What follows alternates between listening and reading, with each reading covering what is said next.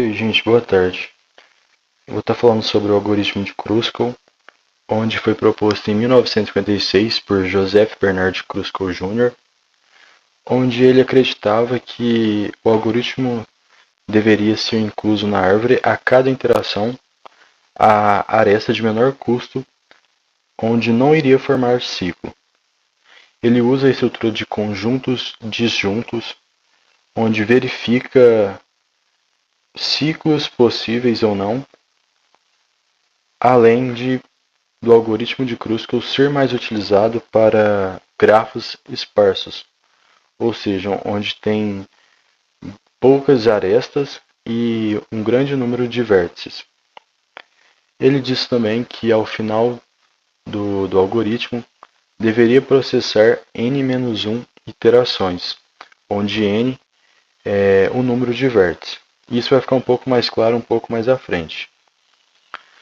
Bom, a estrutura, nessa figura acima, podemos visualizar como fica a estrutura.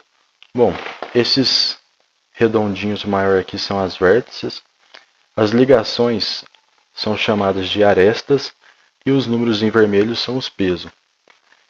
E o n-1 seria nada mais nada menos que pegar um número de vértices, nesse exemplo tem 6, e colocar menos 1 interação, que o resultado daria 5, que seria a quantidade de aresta máxima, aresta que seria suficiente para percorrer um caminho de menor peso. Bom, para se obter um algoritmo de Kruskal, primeiro a gente precisa ter os pesos das arestas, precisa ter um conjunto de vértices e, com isso, montar uma tabela igual essa que está aqui embaixo aqui, onde o número que está em branco são duas vértices em conjuntos, onde 1,2 seria entre 1 e 2, que temos aqui em cima o peso 1, 4,5, que seria entre 4 e 5, temos o peso 4, entre 3 e 4 o peso 7, e assim por diante.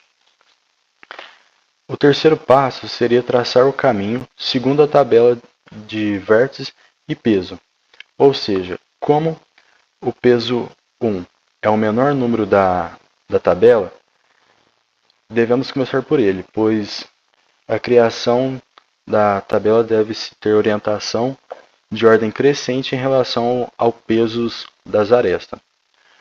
Bom, aqui podemos observar que ele começa com o 1, então 1 para 2, liga a primeira aresta. Depois de 4 para 5, liga novamente. De 3 para 4, liga de novo, porque é onde tem o peso 7. E aqui 0 para 1 tem o peso 11, então ele liga novamente. E 2 para 4, ele liga também. O 0,2, como a gente já utilizou os vértices 0 e o 2, então acaba que ele fica meio que não utilizável porque já foi utilizado essas vértices, além de que o peso dele é o número 12 e é maior que a aresta que já foi ligada a esses vértices. E aqui em cima tem uma tabelinha sobre os pesos que foram utilizados para formar esse percurso aqui. Bom, agora sobre o algoritmo de Prim, ele foi proposto por Robert Clay Prim no ano de 1957, onde para ele deveria incluir um a um as vértices de árvore geradora mínima. Para o algoritmo de Prim, ele não precisa seguir uma ordem de começar pelo menor peso da aresta. Você pode começar de qualquer vértice do grafo que você preferir. Para o Prim, você deve pegar o primeiro vértice escolhido e após isso você vai analisar todas as arestas que estão ligadas a ela e percorrer a de menor peso presente aos conjuntos de vértices.